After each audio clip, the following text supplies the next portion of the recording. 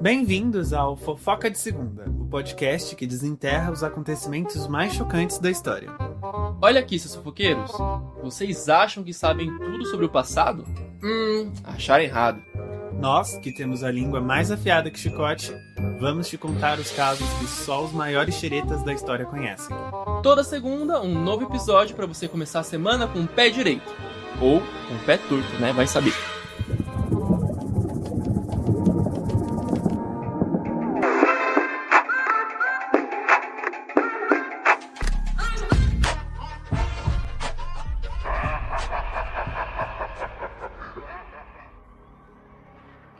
O episódio de hoje ele vai ser especial. A gente vai falar sobre rituais, mandingas e sabedorias de dar até nó na espinha. E se você tá ouvindo esse episódio, querido fofoqueiro, é porque hoje é dia de apaga a luz e acende a vela. O nosso quadro para histórias cheias de mistério, misticismo e um certo medo e suspense gostoso. A história de hoje ela vem lá das montanhas da Jamaica. É antiga, é poderosa e até hoje faz muita gente se arrepiar só de ouvir o nome. Dizem que a protagonista dessa história ela pegava bala de revólver com a mão. Isso mesmo, e outros contam que o caldeirão dela fervia sem fogo. Alguns alegam que ela desaparecia entre as árvores e que ainda anda por aí protegendo seu povo e impedindo que novas ameaças cresçam no seu território. Mas aí vai ficar a pergunta. E aí, Nani é uma bruxa? Então apaga a luz, acende a vela, fecha a janela e bora desvendar a história da Nani.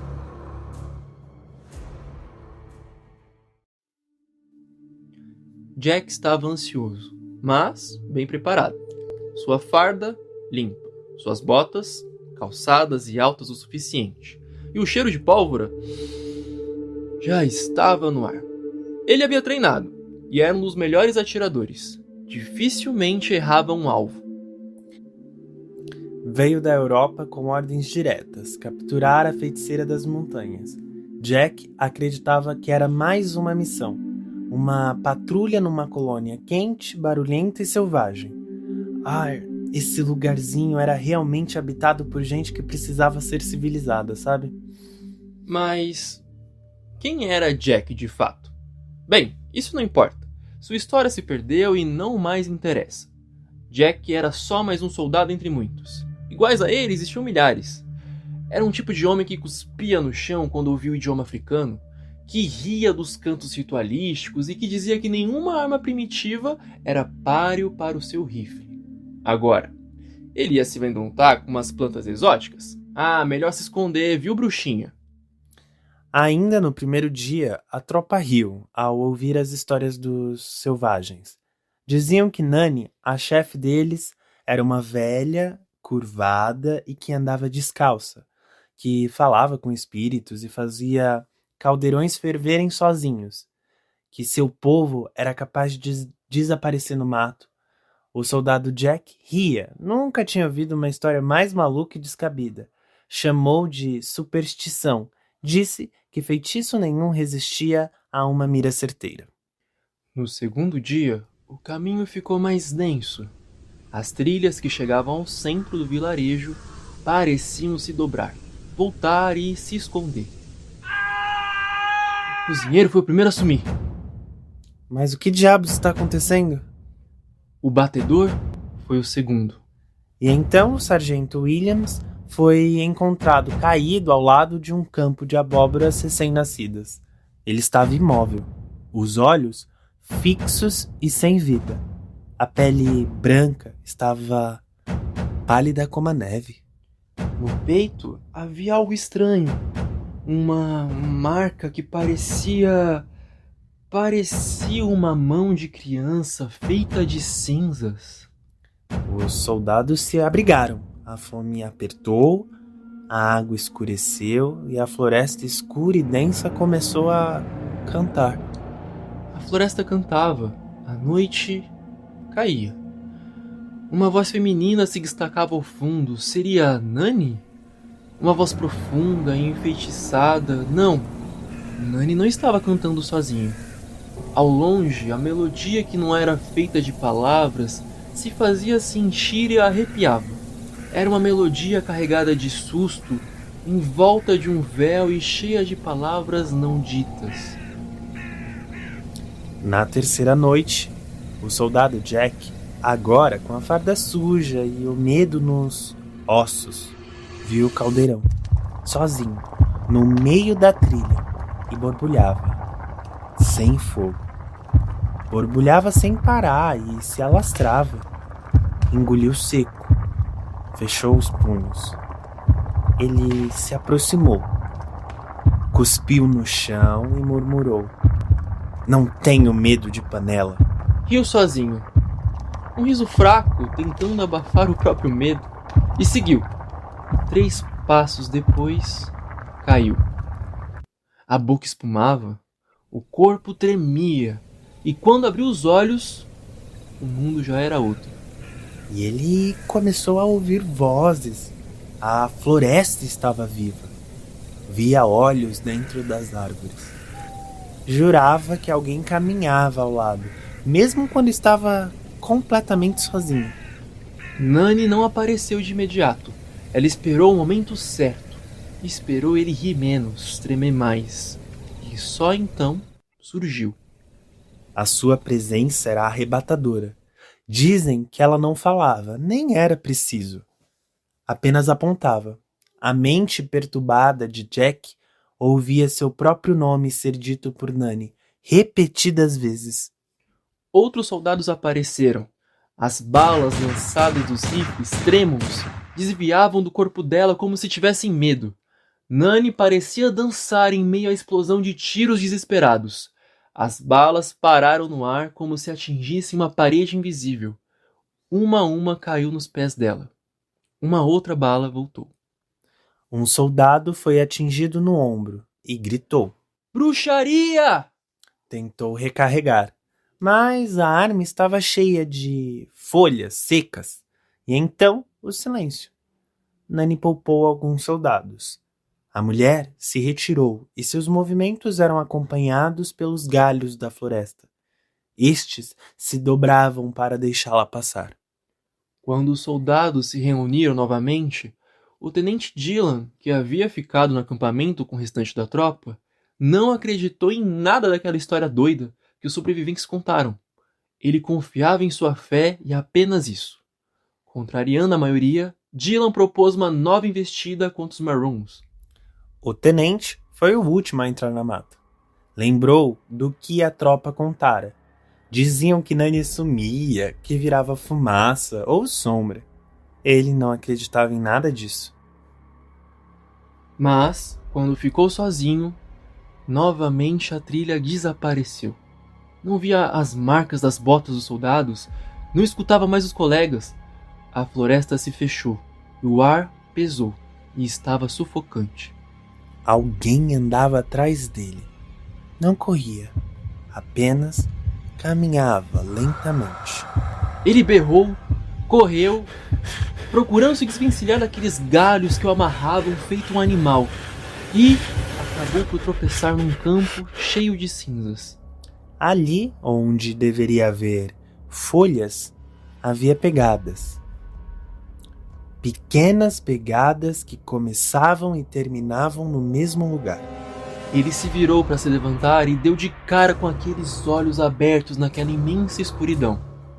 Os olhos profundos, negros, sem pálpebras, sem raiva, apenas observando até o mais íntimo de sua alma. O corpo de Dylan foi encontrado uma semana depois por Jack e os outros últimos soldados. Nenhuma marca havia em seu corpo. Dizem que havia um único detalhe bem incomum.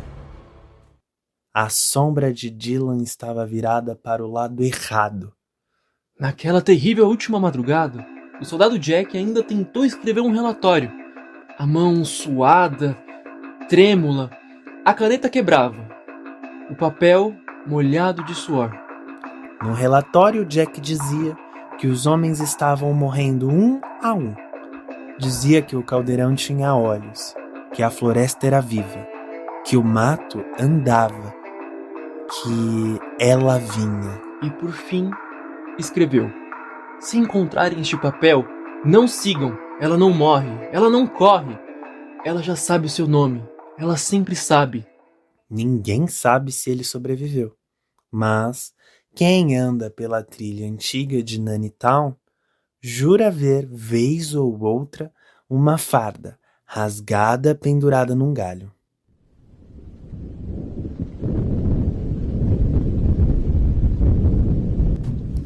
Agora um breve relato do povo Maroon.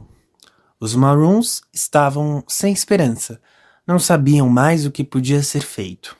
Eles achavam que a força de Nani vinha dos feitiços, dos caldeirões, das balas que ela pegava no ar. Mas o que eles nunca entenderam é que o verdadeiro poder dela vinha do ventre da terra e da conversa que ela tinha com os mortos. Na época da Grande Fome, a gente já estava quase sem nada, disse o velho Akane. O mato estava seco, os frutos não vingavam e o vento soprava pesado. As crianças choravam sem lágrimas.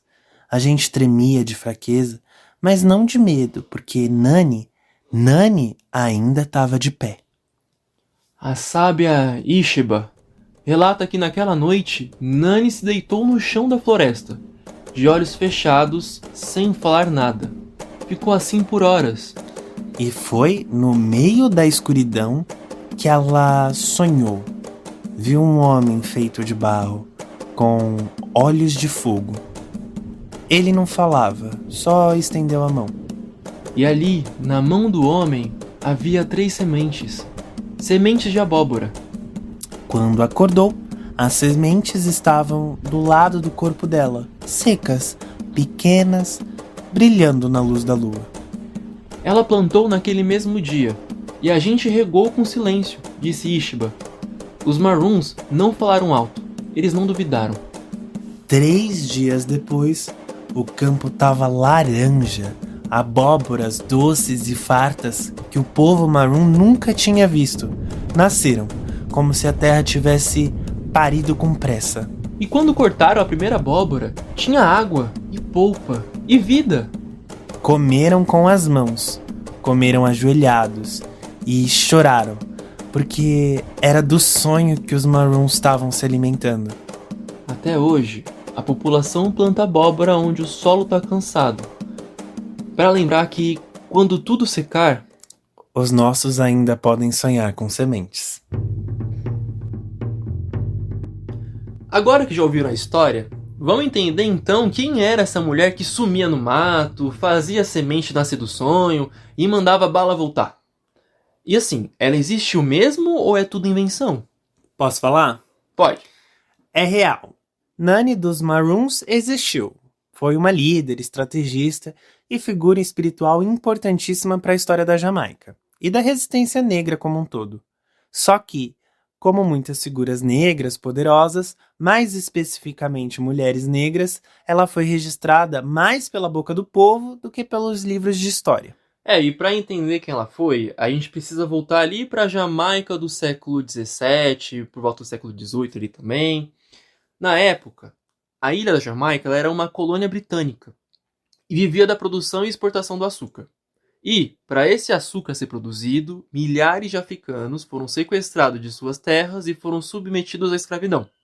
Eles foram obrigados a viver na lavoura, nos engenhos e sofrer com os castigos e a vigilância constante, né? Era uma vida muito brutal. Mas teve gente que fugiu, que resistiu, que se escondeu nas montanhas, formando comunidades, construindo outras vidas. Essas pessoas foram chamadas de Maroons, que vem da palavra cimarrón, que em espanhol usavam para falar de animal fugitivo. Ou seja, já começa no deboche e na ofensa ali. Acho que fica no mesmo sentido, né, de ressignificar um termo, né? Acho que, a pessoa se apropria ali daquele termo e dá a ele outro sentido. Acho que isso foi o que aconteceu com os Maroons, não foi? Acredito que sim, né? Teria que estudar direitinho como teve essa mudança. Como teve essa mudança, mas acredito que sim. Bom, continuando então, os Maroons eles não estavam ali para brincadeira, né? Eles formavam comunidades autônomas com agricultura, tinham uma hierarquia própria, espiritualidade africana e também muita experiência de guerrilha. Isso aí é importante. Eles conheciam o território, justamente por conhecer tão bem o próprio território, Eles atacavam de surpresa, eles sumiam na mata.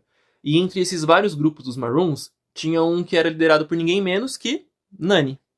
Ela liderava os Windward Maroons, no leste da ilha jamaicana, e fundou uma comunidade chamada Nannytown, lá na Blue Mountain. Lugar de difícil acesso, escondido por florestas densas e guardado por silêncio. Mas ela não era só a chefe de guerra não, né? Ela era também uma sacerdotisa, uma conselheira, curandeira também. E ela tinha uma conexão profunda com os ancestrais. Então ela fazia rituais, ela cantava, dançava, ela sabia também do poder das ervas. Então ela tinha esse conhecimento suficiente para controlar as habilidades ali que estava sendo proposta naquele mundo, né? E aí os britânicos no meio disso, Eles odiavam a Nani. Registraram ela como feiticeira perigosa, bruxa, mulher diabólica. Mas no fundo, o que eles odiavam ver era uma mulher preta, livre, como liderança e estratégia suficiente para ser maior do que qualquer fuzil. ela liderou a resistência por pelo menos 20 anos. E aí detalhe, com um número muito menor de pessoas comparado aos dos soldados da Inglaterra. E mesmo assim, os britânicos eles perderam dezenas de homens para ela. E isso está nos documentos oficiais da época, hein? Ou seja, com ou sem caldeirão mágico, ela fez o império tremer. E quando a história é contada pelo povo dela, a verdade vem com um toque de assombro. Porque para quem sobreviveu à escravidão e fez do mato, da densa floresta, um lar, o impossível era só mais uma parte do plano. Tá, agora que a gente viu que a Nani realmente existiu, a pergunta que fica é: e essas lendas todas? Caldeirão que borbulha sem fogo, bala voltando, semente que nasce de sonho, isso tudo é real? Depende do que você chama de real, né? Porque assim, para muita gente, a realidade também é o que se sente, né? E também o que se sonha. E aí entra num ponto fundamental: a espiritualidade afrodescendente, como a que guiava Nani e os Maroons. Não separava o mundo físico do espiritual, a luta não era só com a espada e a emboscada. Era com a reza, com a folha e o tambor. Então, o que os britânicos chamavam de bruxaria era, na real, uma combinação de ciência popular, religiosidade ancestral e estratégia simbólica. Então, agora pensa. Se você é um império armado e começa a perder para um povo que invoca espírito e faz semente brotar e parar a bala no ar, você vai chamar isso de quê? De feitiçaria, lógico, mas para a comunidade isso era o BA, um sistema de saberes africanos que envolvia proteção, cura, maldição, oração e poder de ervas. Não era só misticismo, era sobrevivência. E aí, falando em erva, tem um negócio que a gente precisa falar, né? Esse saber, ele atravessou o tempo e o oceano. Então, até hoje, aqui no Brasil mesmo, a gente tem quem sabe curar a dor de cabeça com uma folha. Tirar um mal olhado com banho de arruda, fechar o corpo com reza, com chá. E esse saber é transmitido por gerações, principalmente por mulheres negras que aprenderam na marra como cuidar do corpo, da casa e da alma. E aí agora, só pra gente não parecer que tá aqui só no misticismo, desenfreado, acho que vale dizer que alguns historiadores que estudam a trajetória da Nani, eles encaram essas lendas também como parte do processo de resistência simbólica mesmo. É aquilo. A lenda não precisa ser literalmente real para ser poderosa. Ela mostra o que aquele povo acreditava, valorizava e temia. E principalmente como eles enfrentaram o império com tudo o que tinham: força, fé, conhecimento da terra e também narrativas. Então, alguns historiadores, eles, por exemplo, eles analisam algumas histórias como formas de preservar a memória e a autoridade de uma líder negra no mundo, onde era tudo sendo feito para silenciá-la. Exato. E aí esses mesmos historiadores também trabalham tentando entender o que era real ou não nas lendas. Por exemplo, a lenda de que tinha o caldeirão que borbulhava e que quando os britânicos olhavam dentro deles, eles eram sugados ou entorpecidos. Alguns historiadores vão falar que tinha a junção de dois rios, gerava uma espuma borbulhante, né? E aí a Nani, com algum conhecimento de ervas, jogava algumas folhas que elas sabiam que entorpecia ali dentro daquele rio, e essa espuma ela acabava causando alucinação, entorpecendo ali os britânicos, e aí quando eles estavam mais ou menos cambaleando, ela vinha e atacava, né? Outras pessoas vão falar que ela tinha a habilidade de ficar invisível no mato, que o mato se curvava para ela e etc. Quando esses historiadores vão trabalhar com o fato da vestimenta de guerrilha deles serem folhas, né? E aí eles se camuflavam na mata e os britânicos não viam ele chegando, por isso essa invisibilidade. Então, essas lendas vão se misturando, e aí os historiadores tentam criar teoria para descobrir o que nelas é real e o que nelas não é real. Isso é parte legal também do trabalho do historiador. Então tudo isso ajuda os Maroons a dizer: a gente não esquece dela e vocês também não vão esquecer. Né? É uma forma de deixar essa memória dela perpétua, né? Então, mesmo que o caldeirão ele não tenha borbulhado de verdade, o medo britânico ele foi real. Né? A fome foi real, a resistência do povo Maroon foi real. E aí, quanto a isso, não tem como a gente duvidar. E pra falar a verdade, se a Nani fez isso mesmo com esse povo britânico, eu acho muito bem feito. Você não acha, não?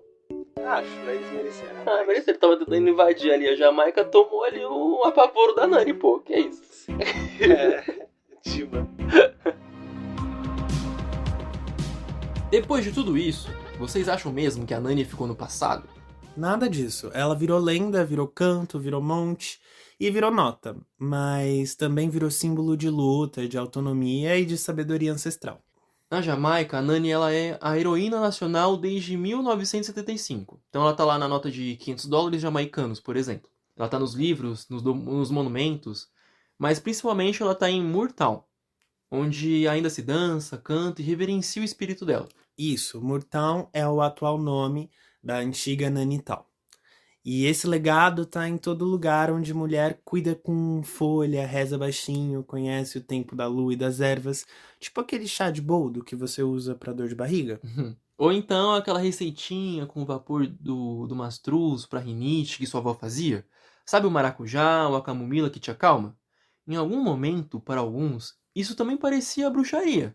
Então, e aí? A Nani é uma bruxa?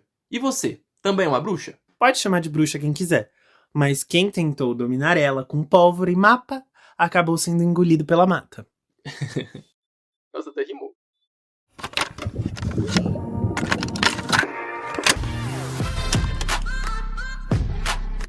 Galera, antes de terminar aqui o episódio, eu queria fazer um pedido pra vocês. Se até então vocês gostaram do que viram, por favor, avaliem a gente aqui no Spotify com 5 estrelas se gostaram muito, ou nas outras plataformas digitais também, e acompanhe a gente nas redes sociais. A gente tá aí em todas as plataformas e é isso.